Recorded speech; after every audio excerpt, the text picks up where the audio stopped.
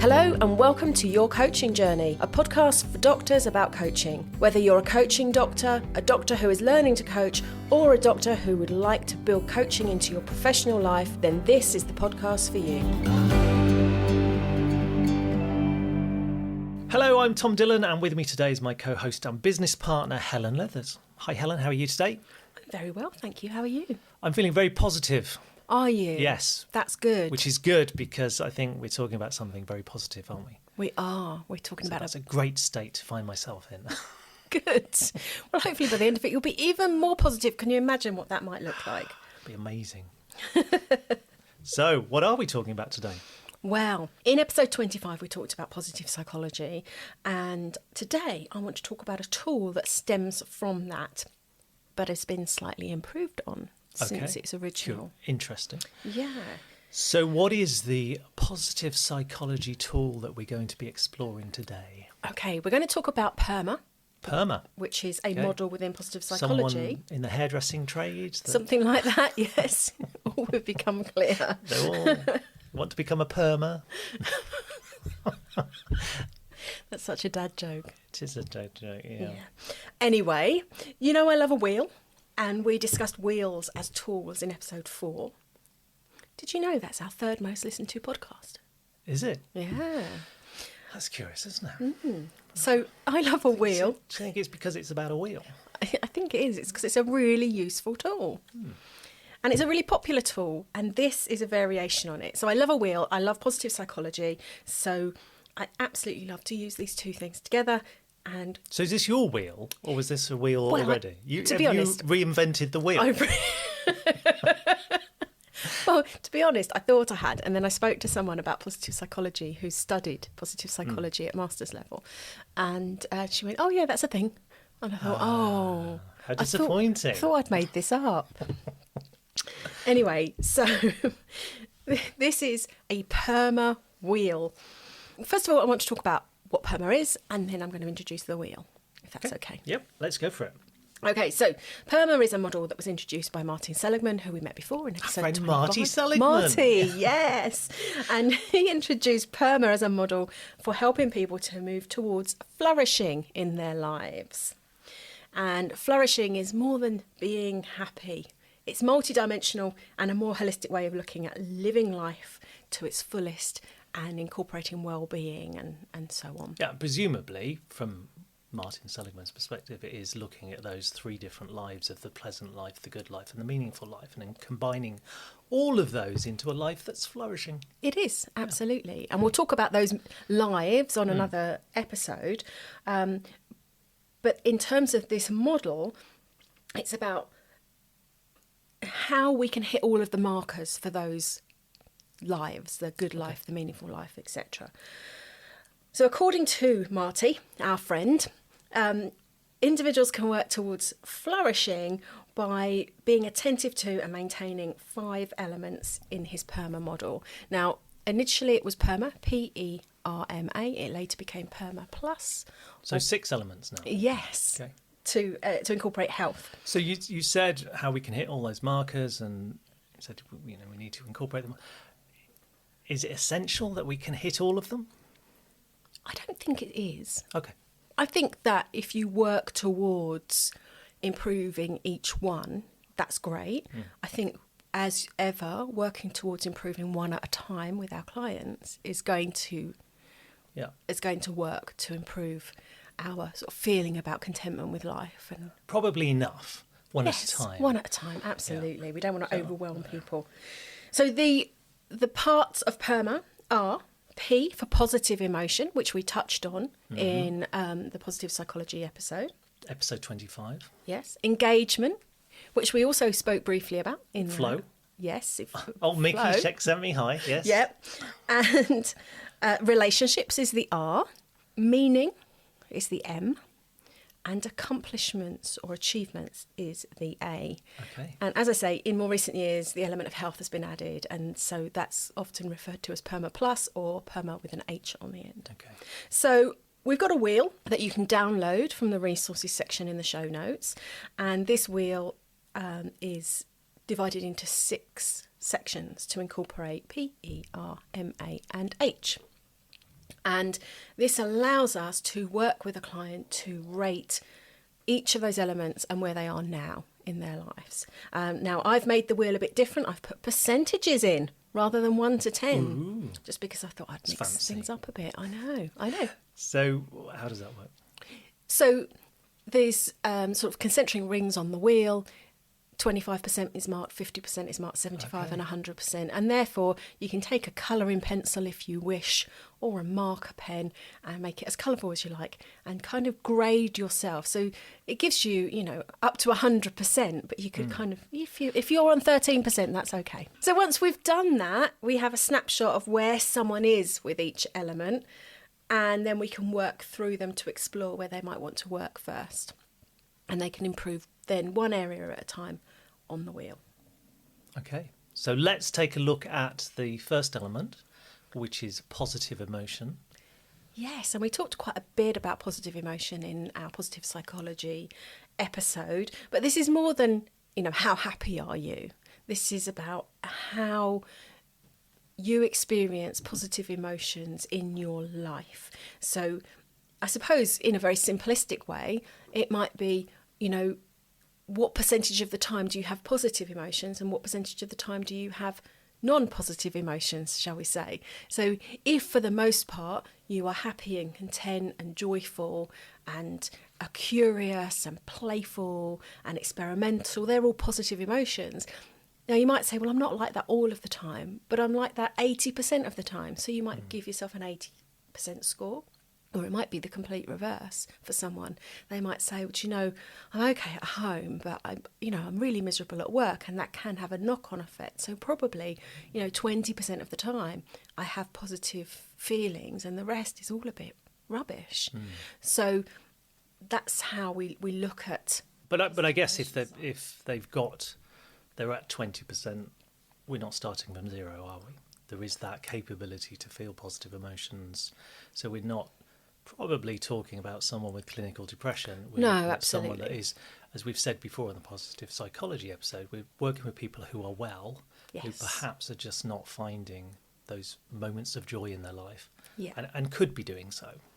And I think that probably 20% is a bit on the low side for most people who come to coaching. They will have generally a positive outlook that they can improve their life, and that's why they're coming to coaching. So I think, we're going to see probably higher scores than that. But as long as we're working with people. Yeah, and I suppose if we take Barbara Fredrickson's broaden and build theory, then if they've got that 20% there already, then they can broaden that out and they can start to build more positive emotions into their day. Absolutely. So if that's an area that they want to explore and to build on, it helps them to build those inner resources, to feel more resilient. I think generally the idea behind the broaden and build theory is that the more positive emotions you feel in your life, the less impacted you are by the negative situations that might come along. You're still going to be impacted, but perhaps you're going to feel more resilient and more able to deal with them, and more able to turn things around more quickly from that negative place. Yeah, and I guess if people, you mentioned the workplace, if people are not experiencing any positive emotions in the workplace, that's good information. That's telling them something. Yes. That might be saying, you need to get out. It might be, absolutely. Or change something. Yeah. Or work with your strengths, which is something, again, we spoke about in positive psychology. If you're in a role where you are purely doing things that do not bring you joy, that do not give you energy, and that actually are really hard and focusing on things you're not that great at, that's not going to feel good. If you are in a role where you are using your strengths to their best, you are taking advantage of those strengths to earn an income and to create a life for yourself, you're going to feel more positive about that, even if sometimes it's stressful. Good. So lots of ways that we might work with positive emotions. Yes. With So our clients. We can look at how they can improve those, and we spoke about, perhaps keeping a mood diary and tracking those moods and what's affecting them, exploring things that bring our moods up, and yoga and music and meditation are all things that have been shown to help improve those positive feelings in someone's life. So we can explore with the client what brings them those positive feelings and what they could perhaps do more of. Yeah, and I think sometimes it's interesting that people just forget to do things that they enjoy doing. Life is busy and work is stressful, and they get home and they shut the door and that's it. But they don't stop to think about, okay, what would bring me joy today? Absolutely. And quite often when I'm working with people, I will ask them, tell me 3 things that have brought you joy in the last week. And people struggle sometimes. Yes. So I think if you've got someone with that way of looking at the world, it's useful to encourage them to reflect on what does bring them joy. Yes, I was talking to an elderly gentleman last week when we went dancing, and he said, his knees aren't what they used to be, and he's 84, I think, and he still comes and has a dance on a Tuesday evening, and he said, Helen, when I can't do this anymore, I'm still going to come because I'm going to sit and watch everyone else having a lovely time. Oh. And I just thought, oh, bless him. That's so lovely, because there is joy in the room and you can soak that up even if you can't take part in it. And that for him is part of his joyful practice, I guess. He probably wouldn't put it like that, but it makes him happy. So good. Lovely. So let's move on to the next element of the PERMA model. Yes, engagement. Engagement. So this is the E of PERMA. It is, and it relates to that idea that we mentioned before of flow. And our friend Mickey, Chick sent me high. Exactly. He talks about, or Martin Seligman actually talks about being one with the music, sitting or being in flow and having that loss of self-consciousness, loss of time, complete absorption in an activity. Very much about being in the moment, but more than mindfulness.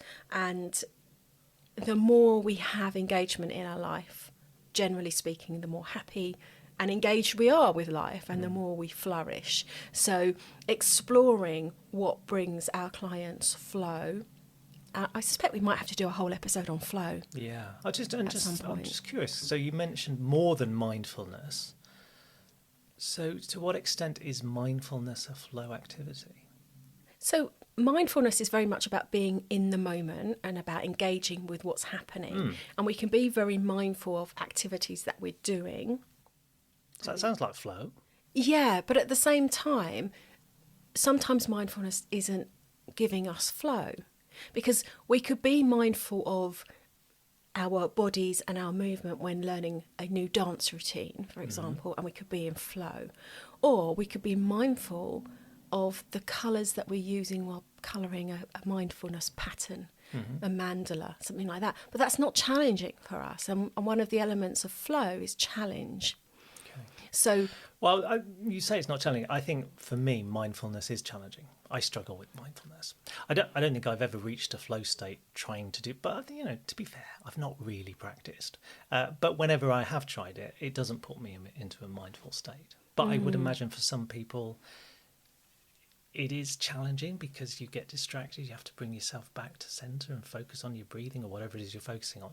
So there is that element of challenge to it. But I don't know, it's an interesting one, isn't it? Yeah, I think so.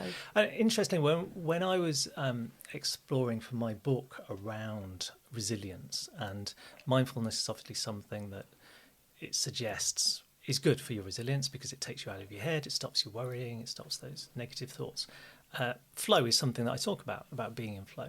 And one of the research studies that I came across was around gaming.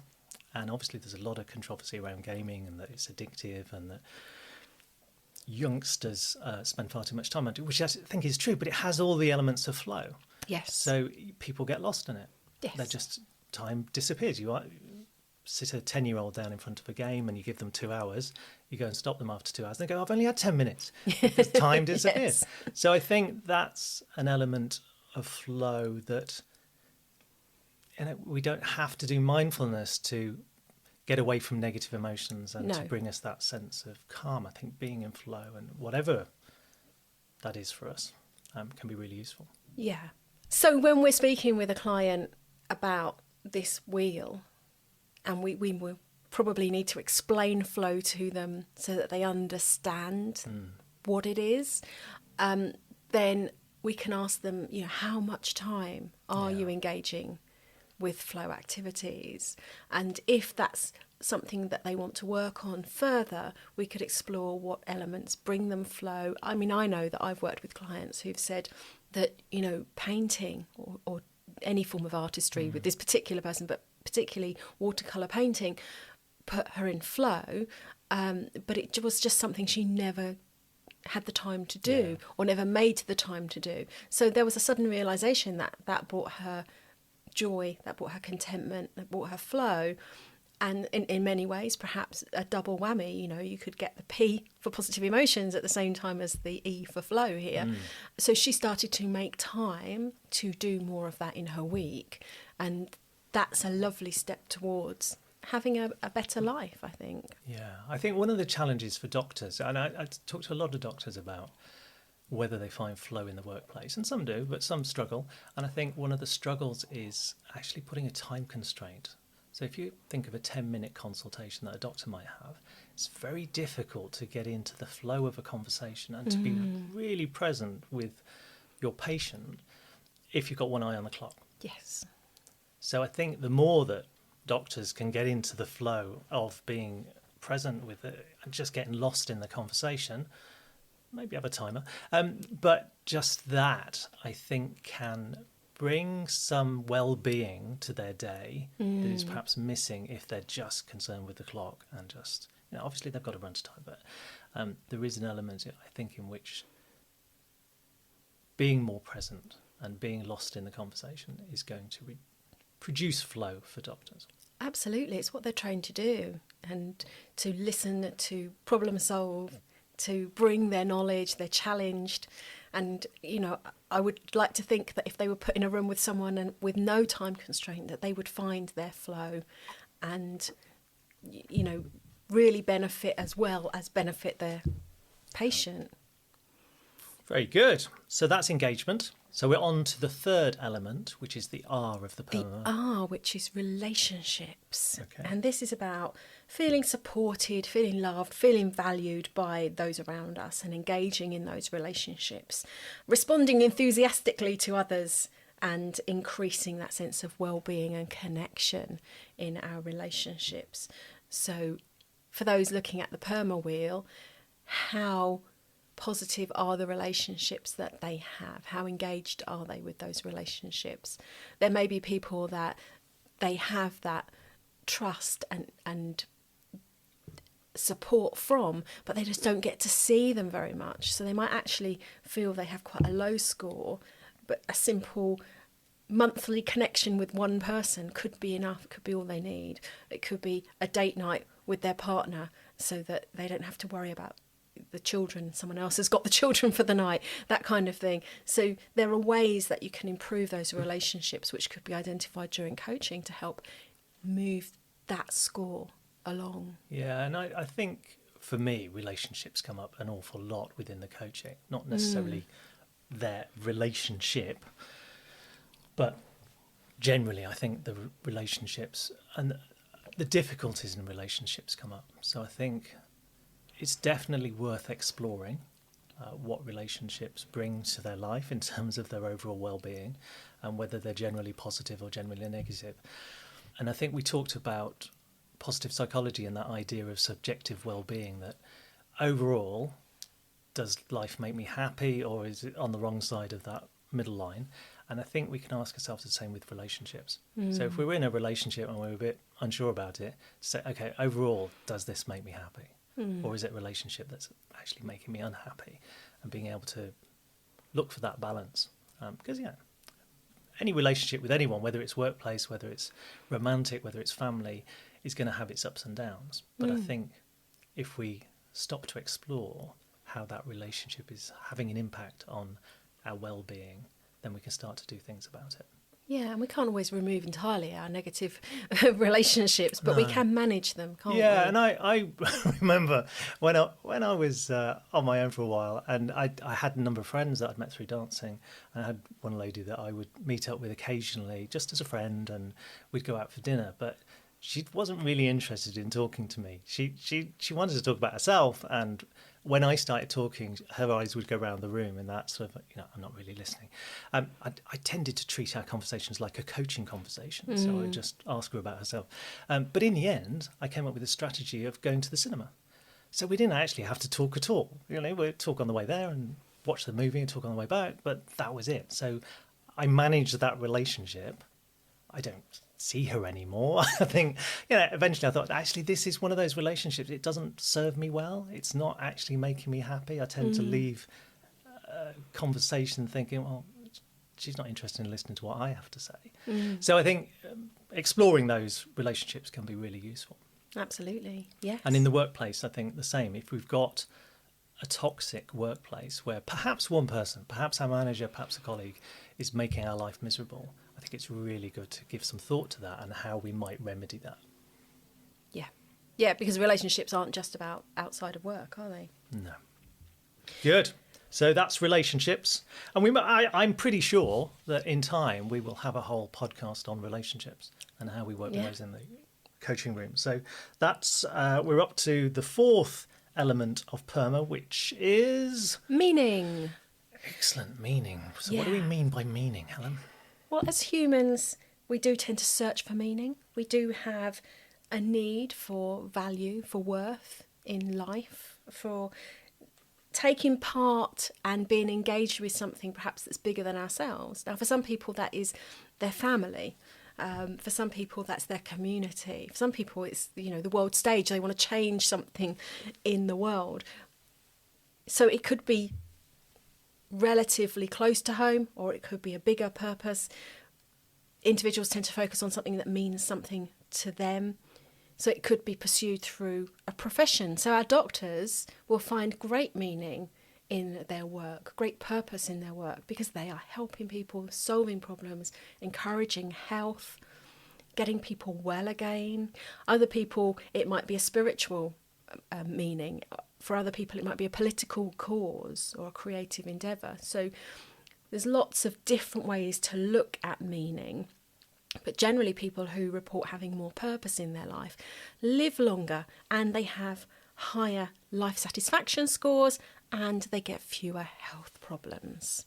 So that's why this is part of this model.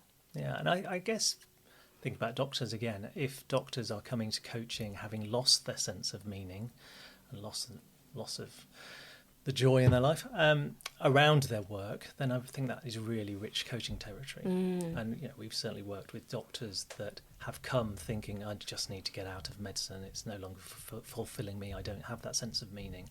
And then actually doing the work on our transformational coaching diploma, they've reconnected with what brought them to medicine in the first place. Yes. And actually found a way, a strategy to make it work and provide them with that meaningful purpose that got lost somewhere along the line. Yeah, probably because they're exhausted. Probably. Yeah. Yeah. But I think that's really valuable, that coaching time to help someone rediscover that purpose. And can they rediscover it where they are? Does something need to change? Yeah. So I think that's an interesting definition of meaningful or meaning in the PERMA wheel, is that sort of almost serving something above and beyond yourself. Yes. And I think there are other ways that we can take meaning in our life. It doesn't have to be a very grand thing. It could just be. So it might be that having your mid-morning cup of coffee brings you meaning to your morning. Yeah. In a very simple way. It might just be the conversation that you have with your neighbour every morning. That could bring some meaning to your life. Now, it's not that big a sense of meaning. But I think there is something about building those everyday meanings into our life that can help with our well-being. Yeah, absolutely. And like I say, it could be family. And, your sense of meaning on a Friday is? Picking my grandchildren up. And I guess you could say, well, that's outside yourself. That's beyond you. But it's not a big thing. It's a very simple family connection that I struggle if I'm not having it. So... It's definitely brings meaning to my life, having grandchildren. A lot less stress than having children. So yeah, good. So it could be then, if someone is looking at their PERMA wheel and their M is scoring low, that we can spend some time coaching around that and finding a way that they could re-engage with meaning, finding what meaning means for them. Oftentimes it's where their passions lie. Oftentimes it's where they find frustration as well. And I find that really interesting, that if someone's searching for meaning or a purpose in their life, that we can look at what angers them, what frustrates them, what do they want to change in the world. And when I say the world, it could be, as I say, your small corner of the world or the world at large, and that can give some insight into where they might want to channel their energy and focus and derive meaning. So that's fascinating coaching time. Excellent. 4 down, 2 to go. Yep. So the A of the PERMA model. It's accomplishments or achievements. And I know when we spoke on our positive psychology episode, you said that, goals aren't necessarily part of positive psychology, but the idea of achievement or competence or accomplishment as a result of working towards something, of reaching a goal, forms part of this element of PERMA, and having that motivation to achieve what you set out to do, but also to celebrate those achievements. I think that's really key as well, not just setting the goal, working towards it, but then achieving it. And I know from when I did my degree and I graduated in 2020, I remember having a very tearful moment when I had received my certificate, but I felt that we weren't going to get our graduation ceremony. And so I felt a great sense of accomplishment, but it was tarnished, if you like, by that sadness that we weren't going to have the celebration because of the year, because it was 2020. And obviously we did eventually have that a couple of years later, and it meant everything to me. And I didn't realise at the time how important that celebration piece was as part of that whole process of doing the degree and of finishing the degree. Celebration in some form, acknowledgement of that achievement, is really, really powerful, and perhaps some might say essential to that process.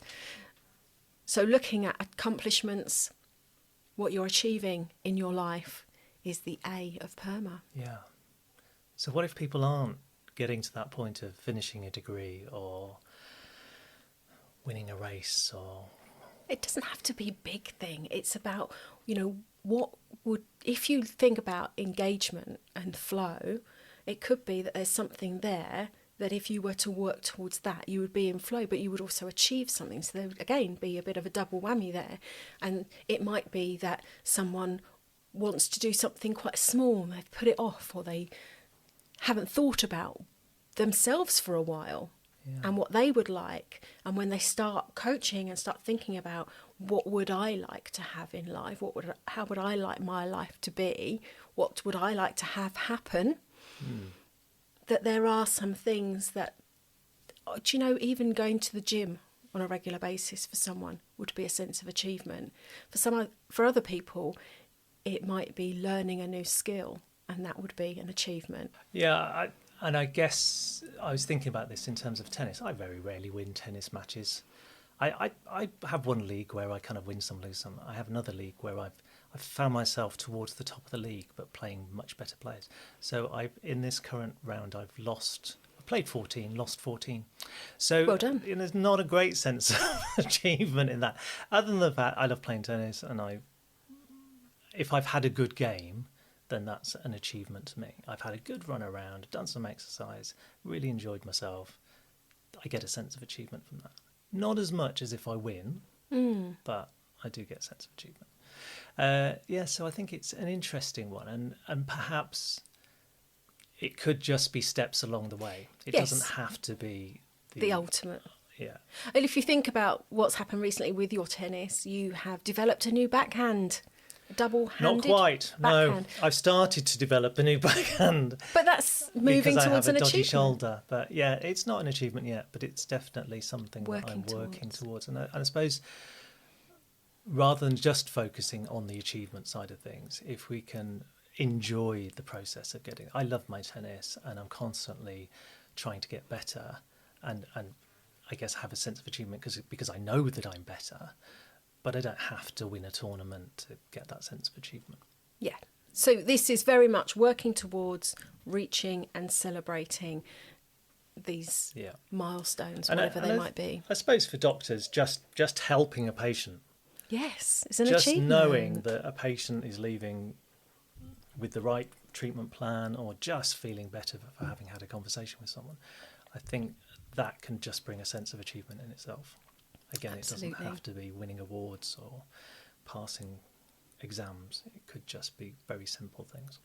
Yes. Good. Excellent. So we've done the basic original Martin Seligman PERMA model, but as you mentioned at the beginning, there's also an additional element that has come about. I'm not sure who thought it up.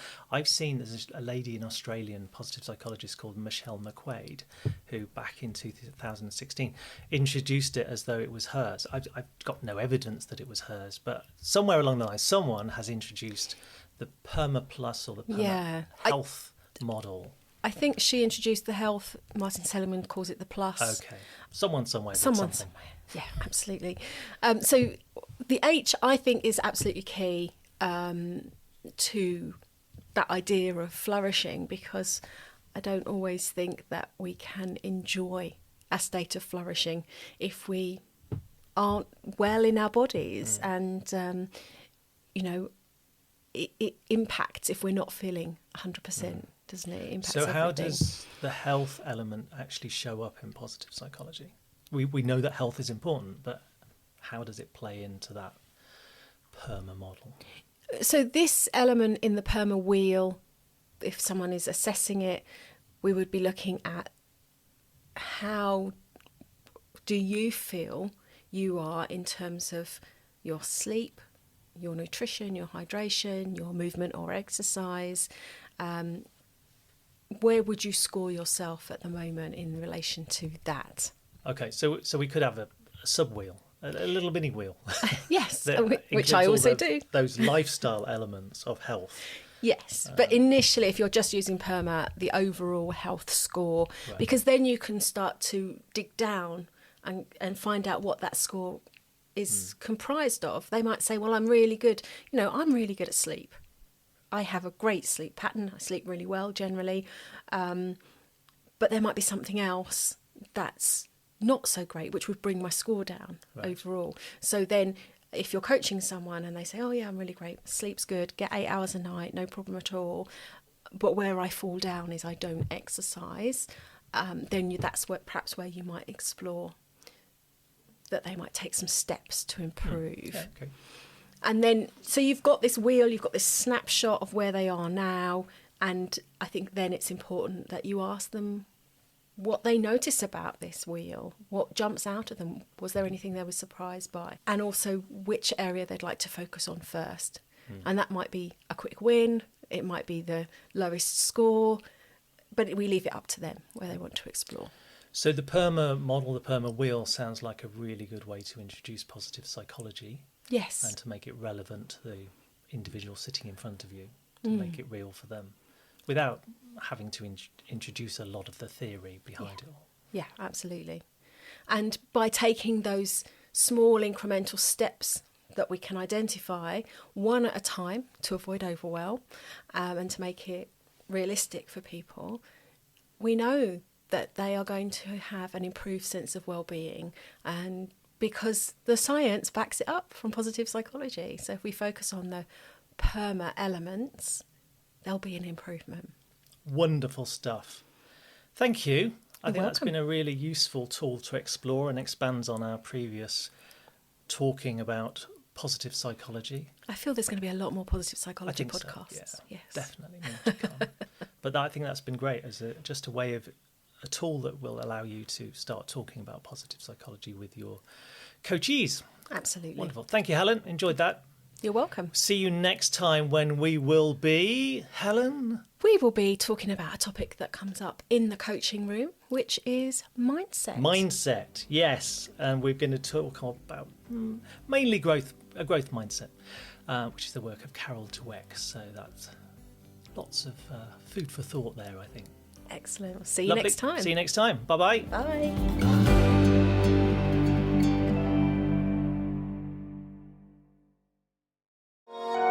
This has been a Monkey Pants Productions podcast.